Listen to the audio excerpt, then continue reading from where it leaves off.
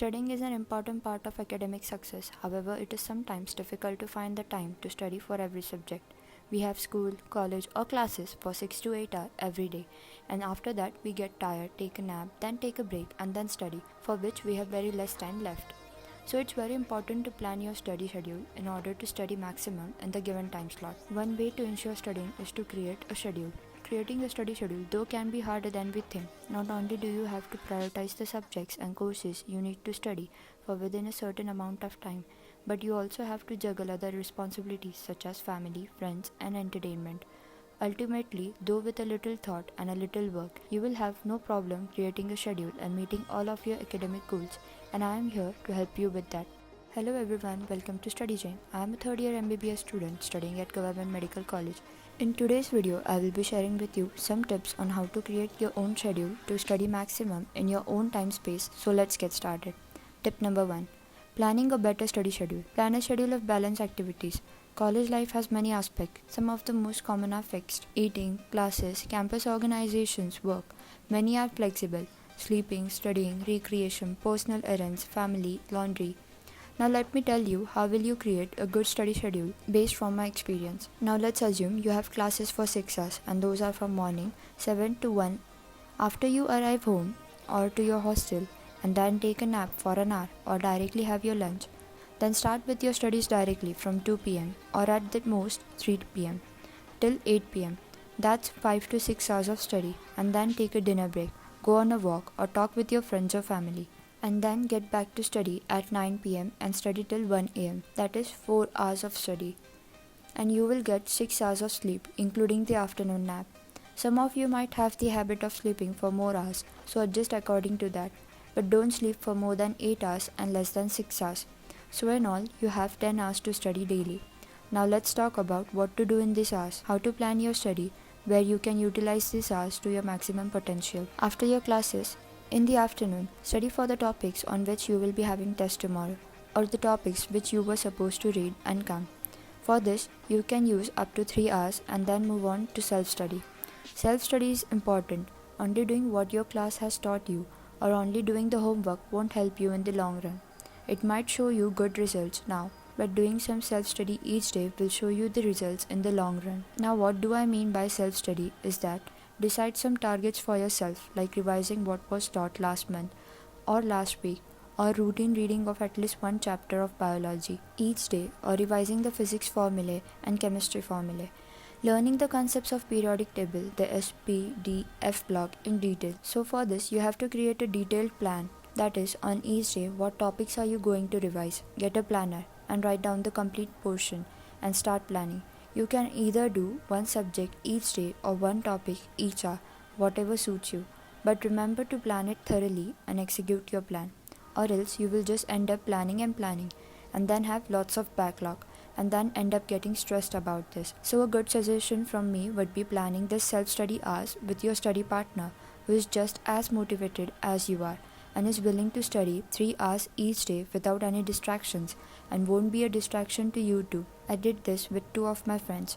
We daily read biology chapters together for 3 to 5 hours depending on our mood and capacity. One of us reads the chapter and the other paid attention to it, and then we marked the important points and discussed the chapter concept in short and solved each other's doubt.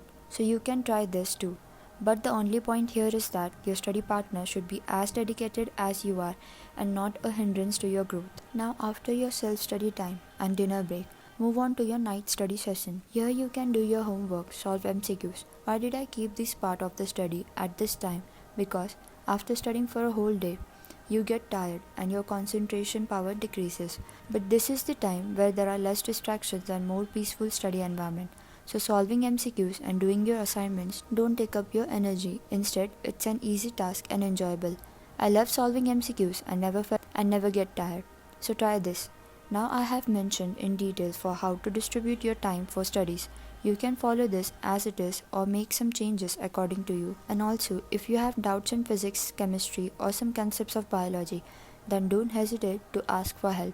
First, you should refer to your books and try to solve them by yourself. If you are not able to solve it by yourself, then ask help from your classmates. Most of your doubts get solved here only. If you still have one doubt that persists, Then you can go to your teacher and ask about it. And believe me, they would love to solve your doubts to your surprise. So don't be afraid to ask. But remember first, try it yourself, then your friends, and then your teacher. Don't just directly go with your doubts to your teacher because sometimes we have little doubts due to incomplete depth of knowledge of the subject, which is solved by trying by ourselves or taking some help from your friends. Now, let me give you some tips to help you stick with this schedule. Schedule time for each subject. List all the subjects you need to study. Perhaps the first step in creating your study schedule is to list all the subjects and courses you need to study for. Putting your obligations on paper will help you get a better idea of what you really have to do.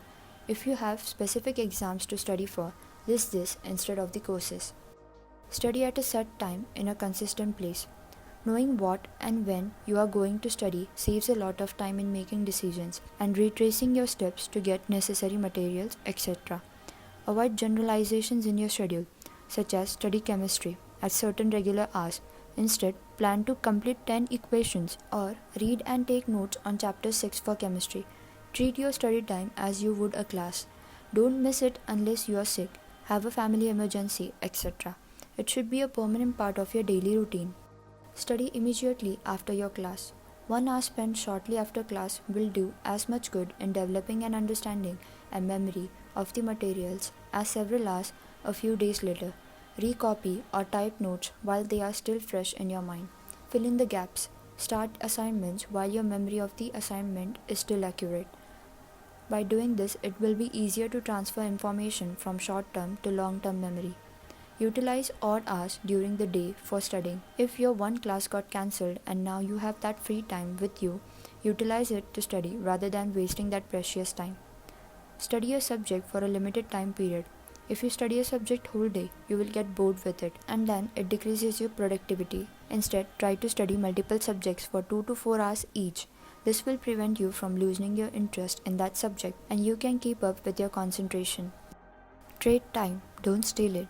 When unexpected events arise that take up time you had planned to study, decide immediately where you can find the time to make up the missed study and adjust your schedule for that week, and also make good use of weekend evenings. This trading agreement provides for committing one night to study but rotating it as recreational possibilities vary. Time for revision. As I have mentioned before that you should have some time for revision separately because doing repeated revisions on specific intervals will help you retain the information for a long period of time. Create flashcards, review, and recite your answers. Organize your notes in a question and answer form, and think in terms of question and answers about the main ideas of the material as you review weekly. When preparing for exams, try to predict the questions the instructor may ask. Reviewing and reciting increases memory. This will save time in long run. Practice note taking.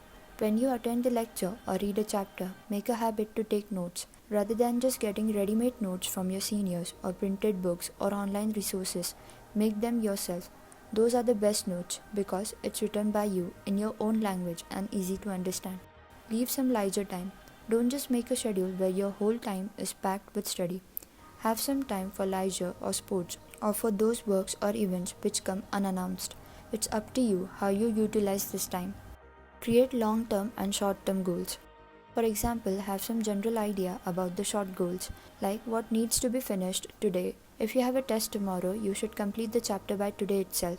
And for long-term goals, suppose you have a full portion test coming up next week or month, then you should plan in this way that you must have completed your subjects by that time. Figure out what you need to do for each subject or exam. Divide your available time during the week into study blocks. Considering your schedule and personality, take into account your learning style. Follow your schedule, take short breaks, and stick to them. Lastly, only use mobile phones for your studies and nothing else. These are the times where you can achieve anything you want. You have the resources, just utilize them properly and don't take stress at all. Just enjoy this process because once you have passed through this, you would miss everything about this. So learn to enjoy your studies and don't just do it because you have to. Study because you love to. You should have this mindset that I love reading and learning and giving tests because I get to learn new things, test my knowledge, and one step closer to my dream college or dream job. So these were my tips for you to create a good study schedule. Try these tips and start studying immediately. and do tell me in the comments below which of these tips are useful. If you find this tip helpful, please like the video and share it with your study mates. I will be uploading more study tips and vlogs on regular basis. It takes a lot of efforts to make this video, so it would mean a lot if you subscribe to my channel and turn on the notifications. Thanks for watching. See you in the next video. Until then, keep studying with Study Jane.